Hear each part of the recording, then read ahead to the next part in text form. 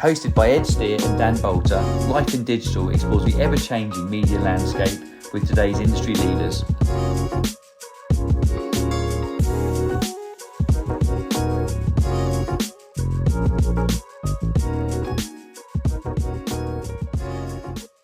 Hello and welcome to a Life in Digital podcast special. I'm joined today by Nick Henthorn, who's SVP Sales Europe at InfoSum. Nick, first of all, thanks so much for joining me, and so early on in January as well. Well, Ed, thank you very much for having me on what we described as the day that's described as Blue Monday, which, quite frankly, we think we should turn around on, don't we, and come up with something slightly more positive and bright. Absolutely, we've been discussing it offline and understand the principles of it, but we can make every day a great one. So this is a very enjoyable way to spend my Blue Monday lunch. So thank you so much for joining us. And just to jump in for people who don't know you or InfoSum, it'd be great if you could talk us through your role and InfoSum in a bit more detail. Sure. So possibly easier doing this by way of a bit of a potted history of me and the company. So Yes, sort of starting out why I joined actually. So InfoSum was founded in 2016, but actually came to market in 2019 as an org. Yeah.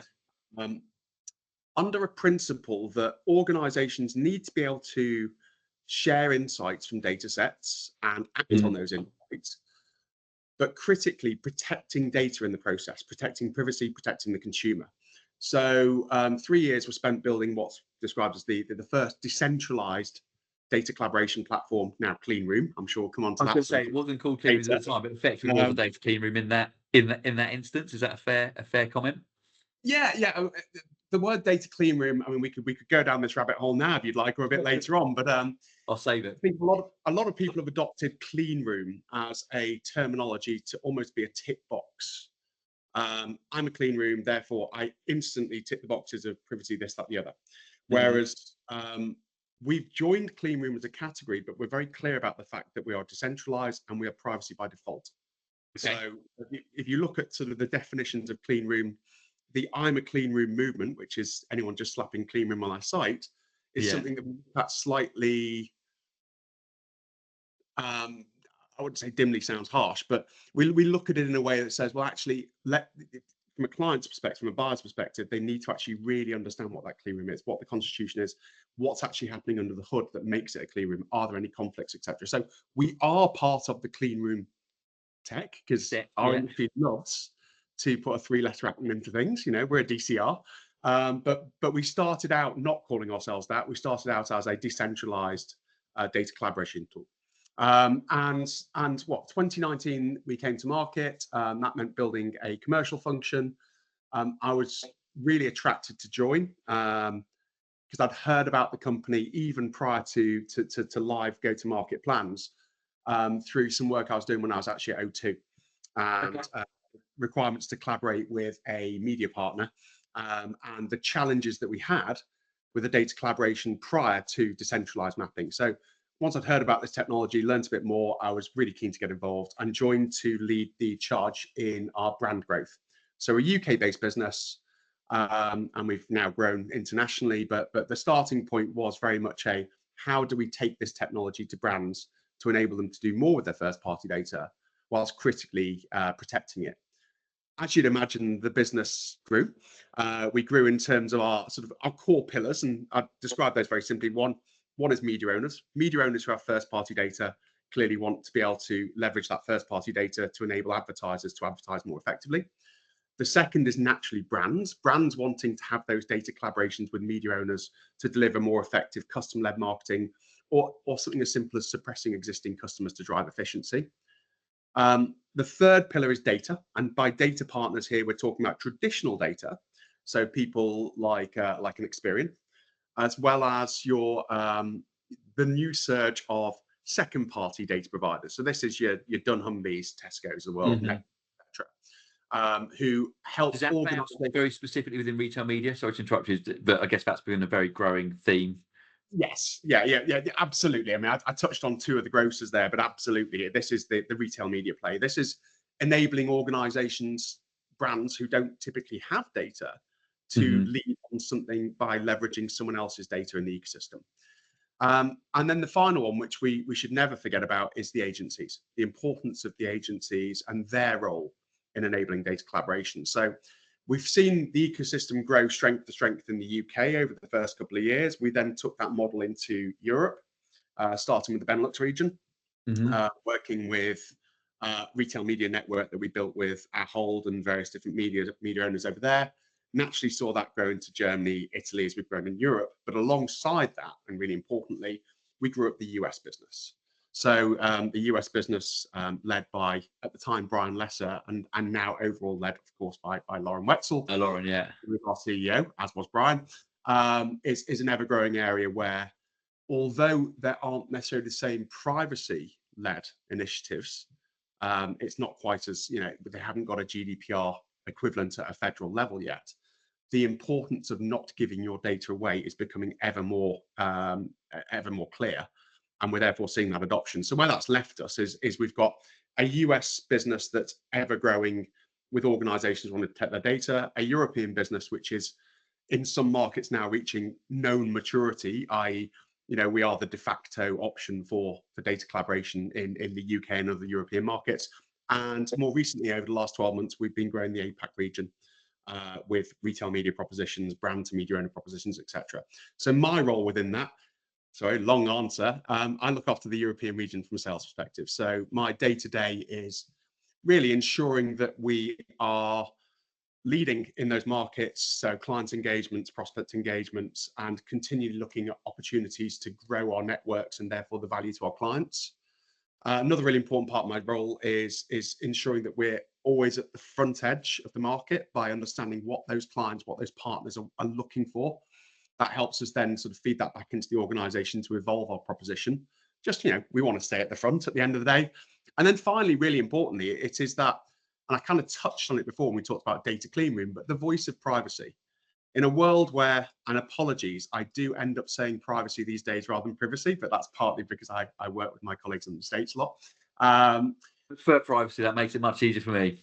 Okay, great. So the importance of privacy and not critically what I'd describe as privacy washing.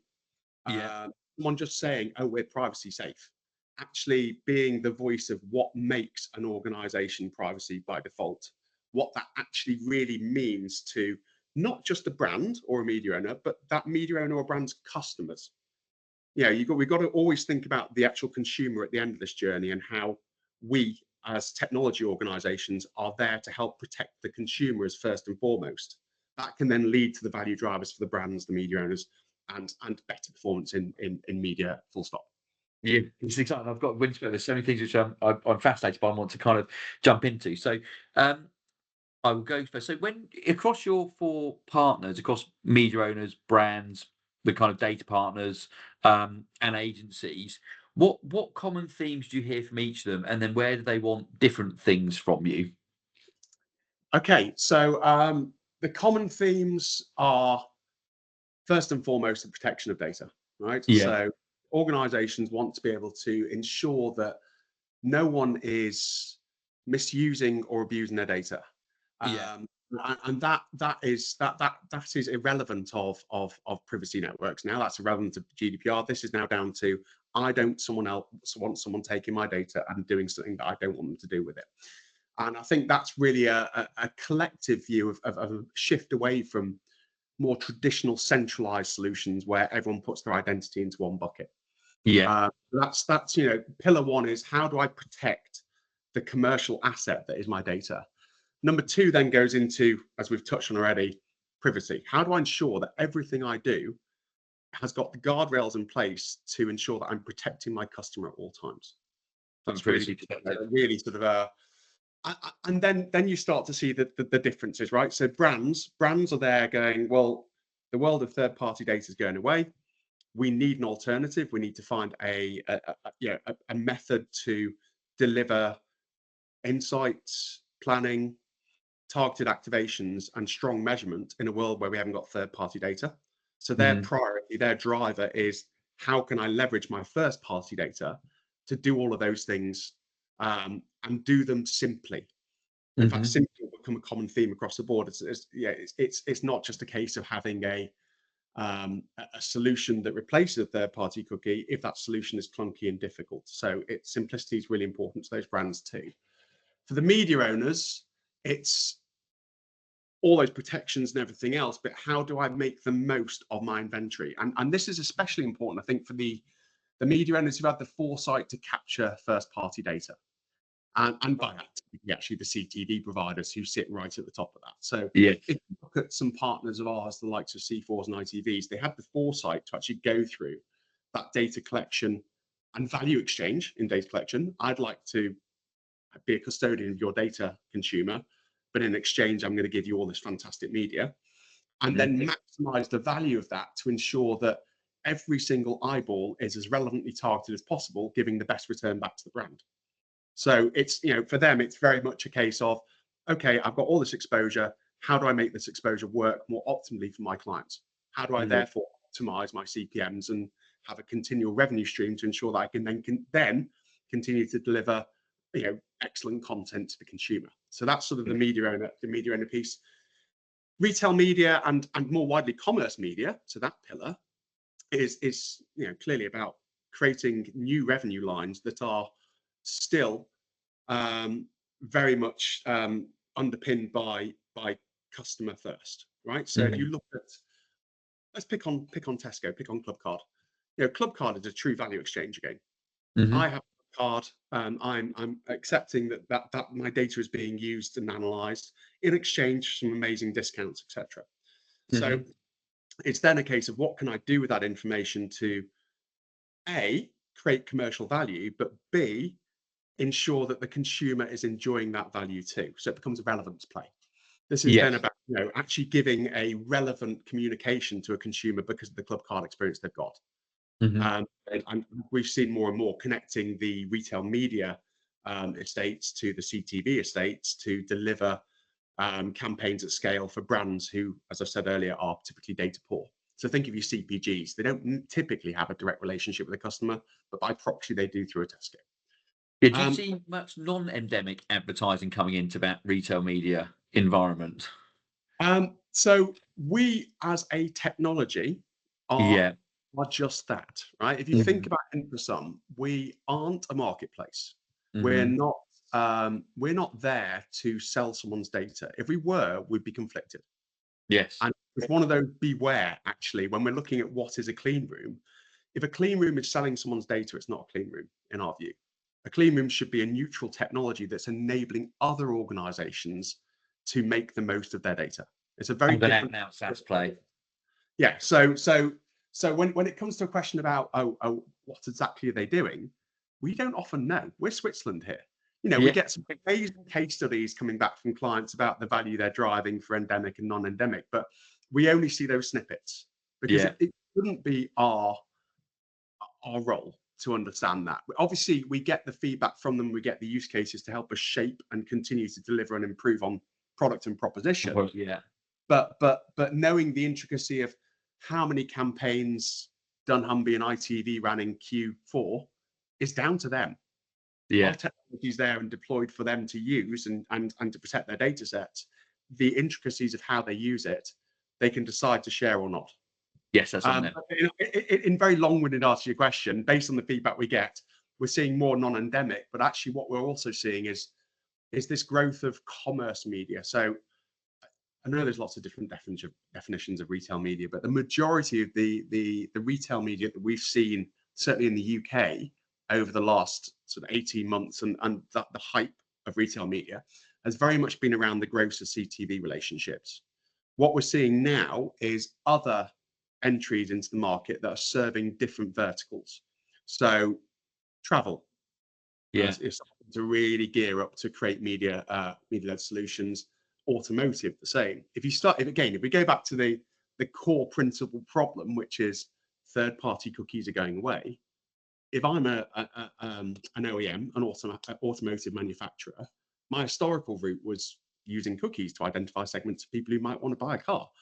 There needs to be other data sources out there that can provide that. First-party data sources that can identify someone who's in market for a car.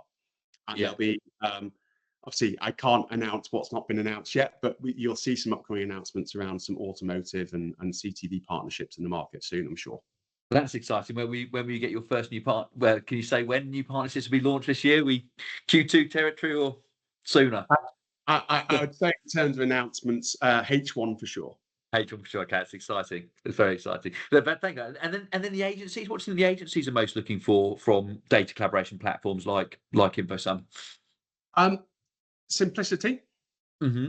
first and foremost, which is, the agency doesn't want to necessarily have to, and actually this applies to brands as well, hire up a load of new heads to be able to operate a technology. These technologies need to be simple to use. Yeah. So first and foremost, they want to be hands-on keyboard, and actually the hands-on keyboard piece really aligns with the decentralized platform, Mm-hmm. because an agency with InfoSum and any other decentralized clean room can never see the source data. Mm-hmm. And that's so important. If you think about the ability to, as we touched on earlier, get insights, plan, activate, and measure, all of those principles are things that the agency should be embracing and driving for their brand.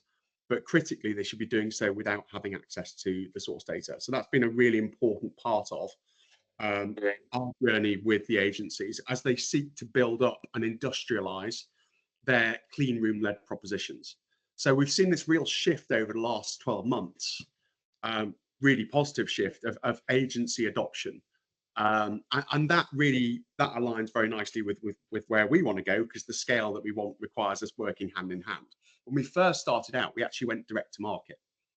So direct to brand, direct to media owner. We very quickly started to realize that agency was critical to the process. And we've been together. Where they're there in terms of the, as I say, insight, plan, activate, measure piece, but they're also becoming much more involved in the guidance with the brands who are taking their first steps in using their first party data, the considerations around the legal implications of activating on a publisher's site. And it's really encouraging to see from holdco right the way through to indie, this adoption and consultative adoption that they're providing to brands with the technologies. So the other thing that I couldn't not touch on here when you're asking about what the agencies want, they want a clear path to interoperability as well. As the world of clean rooms has grown, there are more players in play. As a result of that, are we picking the right clean room for our brands based on the media outlets, the data partners that clean room provider has got, and that to an extent becomes more challenging as you see the landscape of clean rooms sort of building, right? In fact, it's probably, if you don't mind, I'll just touch on how we see that landscape. Yeah, that'd be great. I'd love to hear about that. Because I mentioned pure play a few times today. I've mentioned centralized a few times today. I think there are three pillars now that exist within the clean room space. The first, as I've touched on, is the decentralized pure play operators. So that's organizations like ourselves who have created a infrastructure, a technology layer, as well as a UI to orchestrate the collaboration between partners. So put really simply, a very safe place for customers to put their data and a UI to allow them to decide who they collaborate with and then run queries. Okay, so that's your pure play offers in the market. What we've then seen is this surge in the infrastructure players in their own right. So this is your Amazons, etc., coming into the marketplace with their own clean room propositions too. Now these are strong propositions. They're built by, at the end of the day, the infrastructure providers, but they tend to be more a bag of tools to create a clean room than an off-the-shelf clean room. So, you think about sort of the maturity of a partner as to where they are. It may be that they're working with one of these providers, but actually they want to get something done easily and they want that UI, then they look at pure play. And then the final pillar really is the more traditional matching solutions, the solutions that tend to have identity embedded within. And what we're seeing is, as I said, that sort of shift away from organizations wanting to put all their eggs in one basket in a centralized solution. But that, sort of just now stepping back out and talk about interoperability again, the challenge that an agency has or a brand has is, well, if there's three different types of proposition out there and then different companies within those propositions, where on earth do I go for a clean room?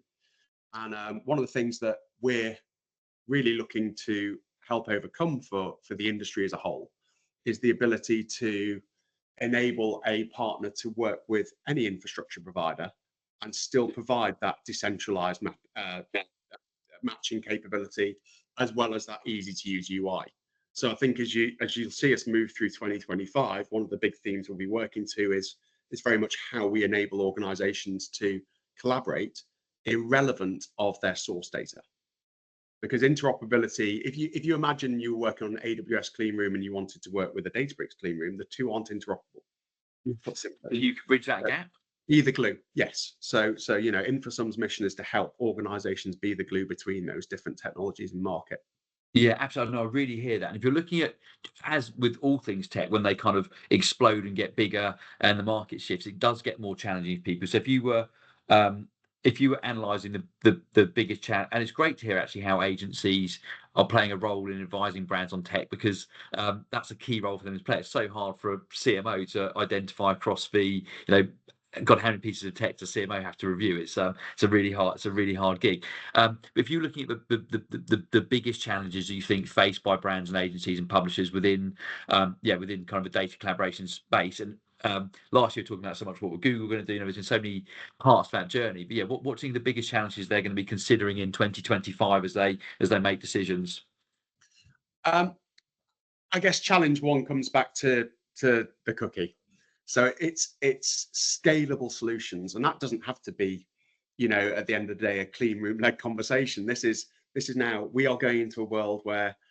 It reminds me of our podcast last year where it was all about what's going to happen, and I feel Well, I almost feel sort of slightly nervous mentioning third-party cookie deprecation, just because it's been so long. But the reality is, it is now happening. Yes. You put an opt-in framework around Google, and guess what? People are going to opt out. Is that good for InfoSum, the end of the cookie? I think it's good for the industry. It's good. It's good for privacy. Let's start with privacy. At the end of the day, if you look at first party versus third party, who knows what's going on in third party? And we work in the industry. Well, we do, right? But let's go back to an average consumer. They have no idea what happens post clicking a box. Whereas if you look at a first party ecosystem is built on trusted singular relationships with organizations. I have a relationship with my bank. I choose, as part of that relationship with my bank, to allow them to deliver relevant messaging to me. I can choose to switch that off tomorrow and that relationship ends. I have a relationship with ITVX. I trust that they're going to be the custodians of my data, etc., and I can switch them off whenever I want. Now, a clean room is obviously providing the ability for those two organizations to collaborate, but only doing so if I've been accepting on both sides. Where third-party cookies, you click one box and you're everywhere. And for me, personally, and also from some perspective, yes, privacy is good for business.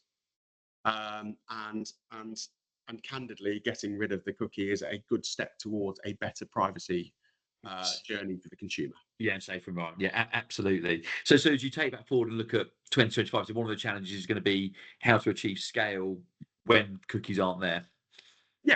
I think the people were so used to be able to just build segments at scale, and it's a different way of thinking. So there are partners. So let's take the retail media examples where scale isn't an issue. If you're doing retail media to CTV, you're looking at huge swathes of the population that are shopping with those grocers and watching those shows. And that therefore doesn't have a scale issue. The issue of scale comes a little bit more when you're looking at, say, a digital publisher who hasn't necessarily built in a registration wall, and therefore has, I don't know, for argument's sake, 20% of their media consumers logged in versus the 80% that are just appearing, right? So if you look at that example, you'd instantly assume there's an issue with scale, right? With first party data, I can only match to 20% of this media owner's inventory, which means that the match rate will be small. And if I'm taking a small segment of my data, so say I'm an automotive provider and I haven't got that much first party data in the first place, you're then dealing with tens to hundreds of thousands of people, which could, if you compared that to cookie based where you've got 1 million to scale, you think that's a challenge.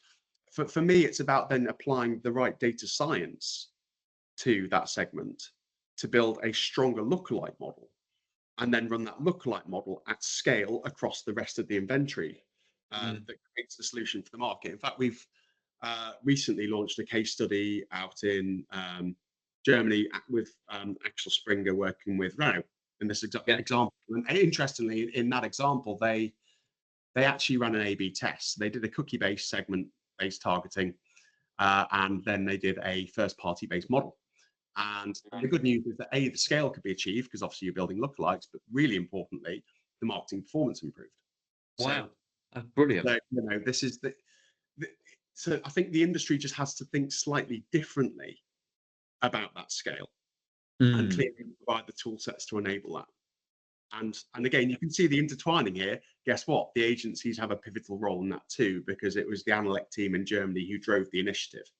Yes, so it really is everyone's at the table, publisher, brand, and agency, and obviously you guys have tech partner. So out of interest, when you look at data collaboration in 2025, do you think there's particular verticals or industries that are primed for innovation, or need to think about innovating harder or more?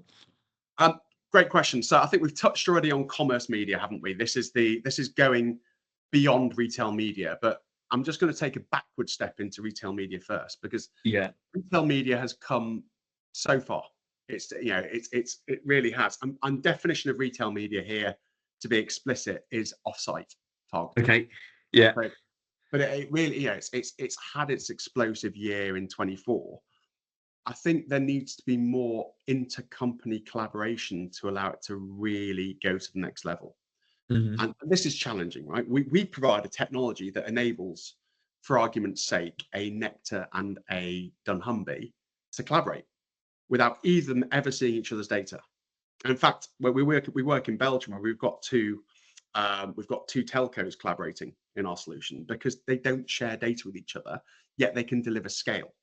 What the retail media market needs, I think, is to overcome a little bit of the internal politics and think about co-collaboration to enable even better scale. If you took a world where you had, for argument's sake, Tesco, Sainsbury's, and Boots, and then ITV, Channel 4, and Sky, and you had a collaboration. What percentage of the population you're hitting in that point? I mean, it must be, what, 90%? Do you think as high as that?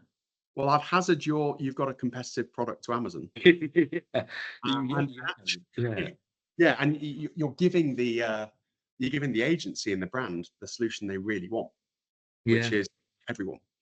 I'm not saying that'll happen this year. I'm just saying that should be an evolution. And I think over time, trust builds, and trust in technology, trust in organizations, and competition from the likes of Amazon will lead the industry that way. I just can't predict when. We're getting just thinking about the events we're hosting this year. We've got you certainly get a lot of the right people on panels together and talking together, just through the nature of how ad tech and media becomes quite a small community. So when you bring retailers together that in a new way, you certainly get the right people at the table. Yeah, so I think that again, that was my view on where retail media should go. Commerce media we've touched on already. So this is the beyond retail, beyond grocery retail, I say, and the opportunity for anyone who's collecting data in a value exchange with consumers to release the value of that data on behalf of other organizations. And I think, I touched on the travel earlier, I touched on auto. I think they are probably the two that are primed for that growth next. But other interesting areas we're seeing, we've always been strong in financial services and regulated markets by nature of the fact that they are in complete control of their data. But we're seeing now a wider sphere of, I was about to say just the telcos and high street banks, but the telcos and high street banks have adopted and like this world, we're seeing more of the insurers, etc., starting to come into view. And that's then coupled with other data partners who are coming into the ecosystem. So the likes of credit referencing agencies who can bring better insights into affordability or vulnerability and other things. So you start to combine that with financial services, you see this genuine opportunity to deliver relevance and, importantly, deliver campaigns to consumers who who should be or not deliver campaigns to people who should be protected, etc. So we're seeing more and more of that sort of financial services space. And that, I'm trying to assess the opportunity. So that opens up an opportunity for brands effectively and agencies. It opens up, absolutely, it opens opportunities for brands to be able to deliver campaigns. If you take say, we're staying in regulated here, but a utility company gives them the ability to deliver messaging to a more vulnerable set of customers who should be treated appropriately. Appropriately, yeah, in that moment. It allows a financial services organization to target a set of consumers mindful of the fact that they would be able to afford that product. It allows as we're seeing in the US, a gambling organization to ensure that it never, through its affiliates, targets people who it doesn't think should be gambling. Yeah. Compliance and regulation is a really interesting growth area. But the final one for me is brand to brand. As the clean room markets sort of grown and we've seen the scaled adoption, we've had clients of ours realize that they could do so much more if they work together. This is no longer a brand to publisher relationship. This is a brand to brand, led by the agency or a brand initiative.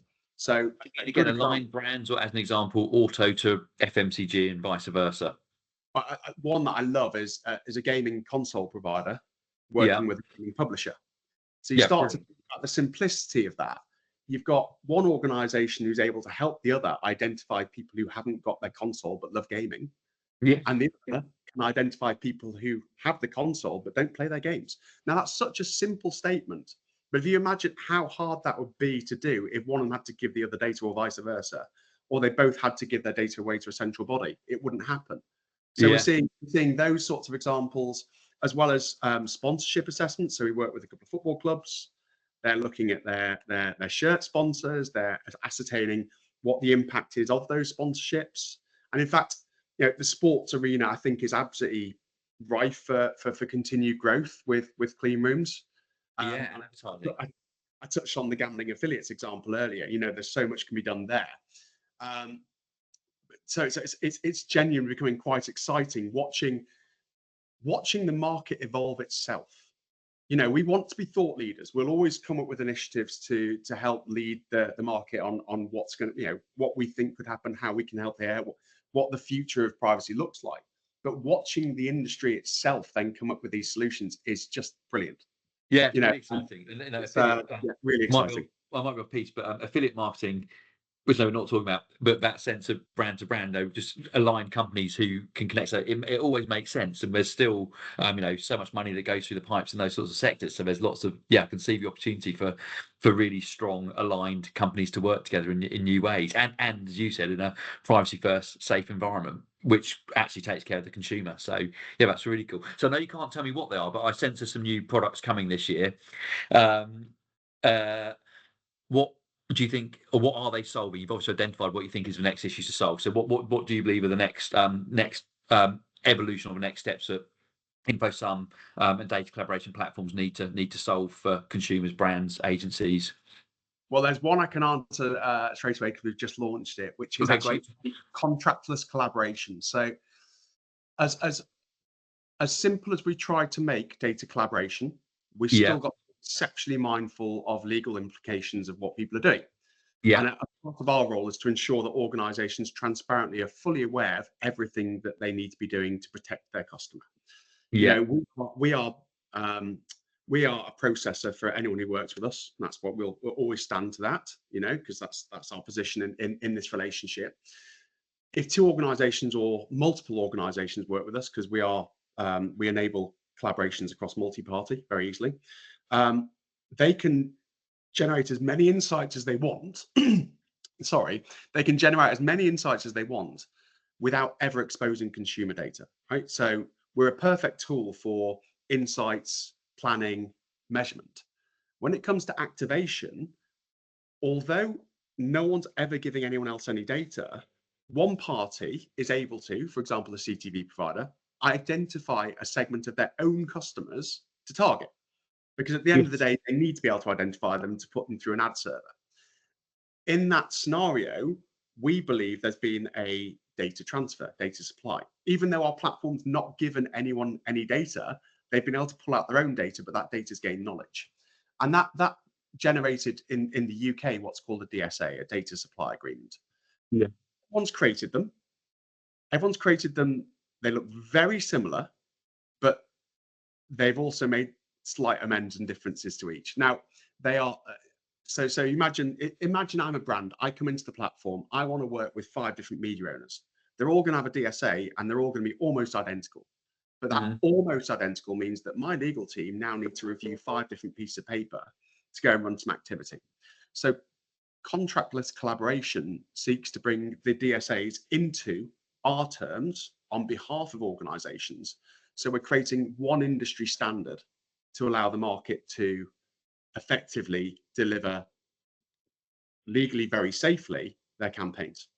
I'm sure people will want to hear that too, because there's nothing. It's so much time and energy spent on how people see that, and it gets really clunky, doesn't it? We all know how long legal can take. Our terms of business are incredibly simple, but they still can take ages to get through legal teams. So I imagine the contracts that you're talking about are complex by the nature. They're very important. So yeah, I can see how that is of huge value to your partners and the broader ecosystem.